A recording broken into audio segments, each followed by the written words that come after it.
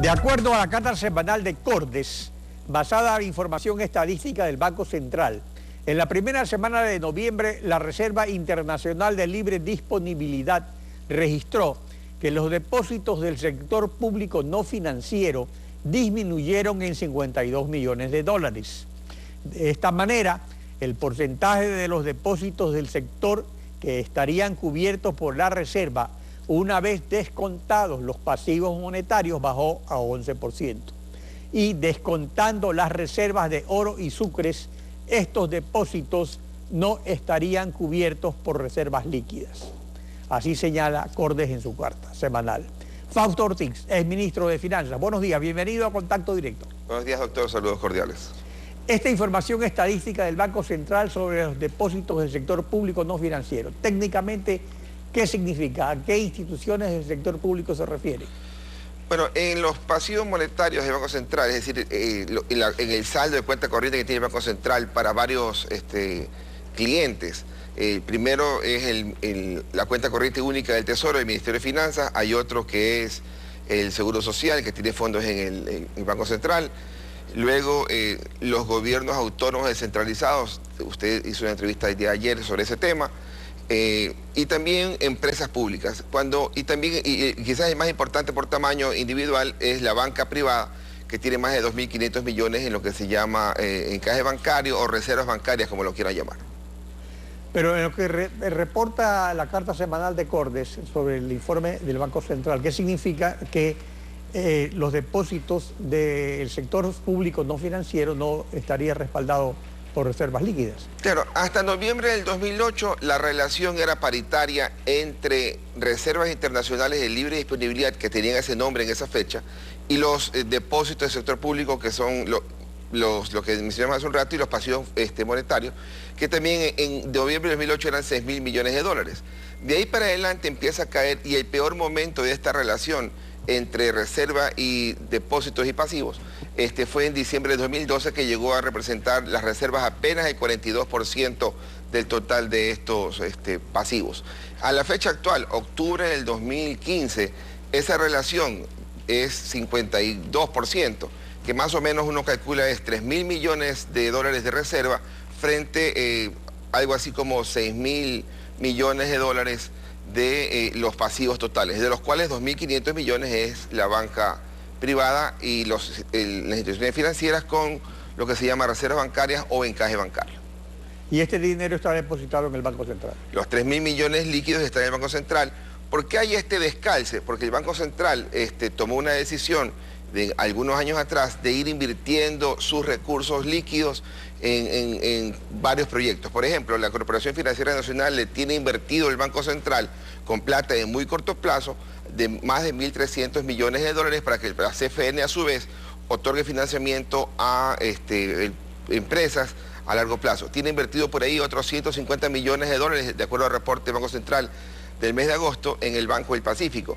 Por ahí 400 millones de dólares más invertidos en el Banco, el BEDE, y otras instituciones más, en donde suman más o menos unos 3.000 millones de dólares, cuando juntamos también el oro que se utilizó para equilibrar el crédito Goldman Sachs.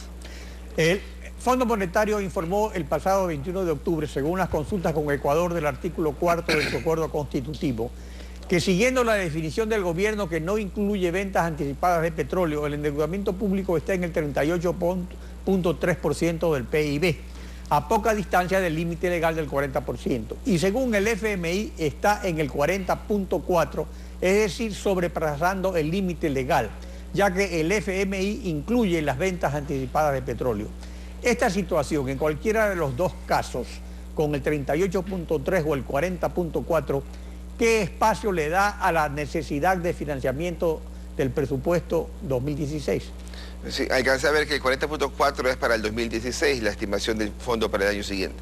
Si uno toma la deuda al 30 de septiembre, que es la última información oficial del Ministerio de Finanzas, uno encuentra que la deuda es total, la interna y la externa, 32.400 millones de dólares o 32.4% del Producto Interno Bruto. Luego, si a esa deuda le sumamos el saldo en preventa petrolera al mismo 30 de septiembre, que es más o menos unos 1.600 millones de dólares, sumamos CETES que el gobierno tiene colocados en el corto plazo, que a fines de diciembre deberán convertirse en deuda o pagarse, entonces son otros 900 millones de dólares. Y si ahí hacemos una suma, quizás en deuda de esos dos más importantes, por ahí también hay 400 millones de un crédito de muy largo plazo y muy baja tasa de interés que el Fondo Monetario Internacional dio allá por el año 2009-2010. Y entonces eso nos está llevando que la deuda al final del año, si uno ve deuda más pasivos, podría encontrar algo así como la cifra del 37%. La norma legal con la cual el gobierno trabaja hace referencia a la distancia del 32% de la deuda externa e interna sin las preventas y los otros pasivos frente al 40%, ¿no? Ahora, el gobierno para el 2016 plantea un déficit fiscal de 2.4% del PIB o 2.400 millones, es decir, el gobierno requiere únicamente 2.400 millones de dólares de deuda adicional, por lo tanto el gobierno en el 2016, bajo su forma de contabilizar, todavía no, estaría lejos del 40%. Esos 2.400 uno podría cuestionarlos y podría decir, mira, si consigue todo el financiamiento, el gobierno podría inclusive tener un déficit ligeramente más alto. Ahora, la proforma establece un déficit en efecto de 2.467 millones y una necesidad de financiamiento de 6.601 millones. Técnicamente, ¿cuál es la diferencia entre las dos cifras?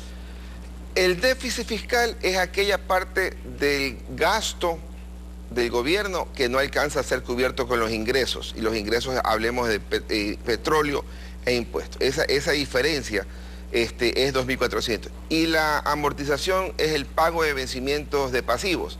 Pago de pasivo de deuda externa o interna o el pago de pasivos que el gobierno haya contraído. El gobierno señala que, por ejemplo, para el 2016 hay pasivos por 1.558 millones vinculados, y ahí hace un champú el gobierno, vinculados con pagos hacia proveedores, vinculados con pagos de importación de derivados, pero en general son 4.000 millones de dólares de pasivos que no incrementan la deuda, porque es deuda para pagar deuda, una figura que en su momento Alberto Acosta en la Constituyente quiso prohibir, pero el gobierno se las ingenió para dejar la figura de que puedas pagar deuda con deuda.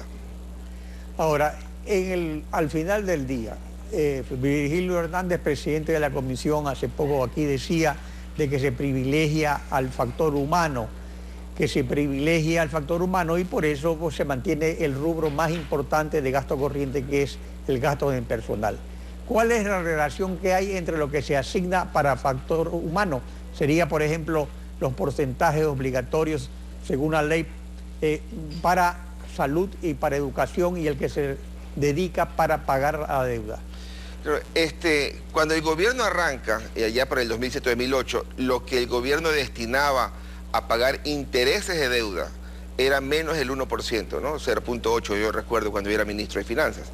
Hoy día hay que pagar en intereses de deuda cerca de 2.000 millones de dólares.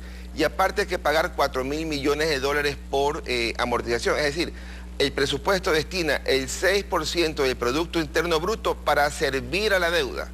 Y eso es mucho más de forma individual cuando lo comparamos contra lo que el gobierno debe destinar a educación o debe destinar a salud. Por lo tanto, más plata reciben los acreedores internacionales por deuda que el mismo sector local, salud o educación. Y en cuanto al financiamiento del Fondo Monetario, ¿es absolutamente indispensable dentro de este cuadro para estabilizar la economía y el presupuesto? Primero, yo no creo que el gobierno vaya en esa ruta. Y segundo, si fuera en esa ruta, no creo que el gobierno cumpla lo que se comprometa a hacer con el Fondo Monetario. Por lo tanto, para mí es intrascendente si el gobierno va o no va y si toma anticipadamente las medidas de ajuste sin carta de intención, sin condicionamientos, porque eso es una movida política. Claro, la puede hacer. Sí, pero en la carta de intención que sale discutida en el directorio del Fondo Monetario el 25 de septiembre de este año, dice el Fondo Monetario en una parte de su texto, vemos con buenos ojos que el gobierno haya indicado que no va a recurrir a las operaciones de financiamiento de parte del Banco Central al Ministerio de Finanzas. Eso lo dice el Fondo Monetario el 25 de septiembre. Y el 1 de octubre el Banco Central le otorga financiamiento al gobierno y llegando a 800 millones de inversión del Banco Central en el gobierno central. Por lo tanto, lo que el gobierno haga o deje de hacer va a estar bastante separado lo que el Fondo Monetario o el público en general que invierte en instrumentos del Estado ecuatoriano requiere. Y esa prueba es lo que prueba aquello es el nivel de riesgo país, ¿no? Que está en 1.200 puntos, que seguramente con el pago del bono Global 15 que vence en menos de 30 días, entonces estaríamos teniendo una ligera caída en el rendimiento, pero no una caída brusca como quisiéramos tener un riesgo país de niveles de 400 o 600 puntos para conseguir financiamiento, ojalá no tan alto como el 10%. Fausto Ortiz, gracias por su participación en Contacto Directo. Un gusto, doctor. Gracias. Finalizamos, les deseamos a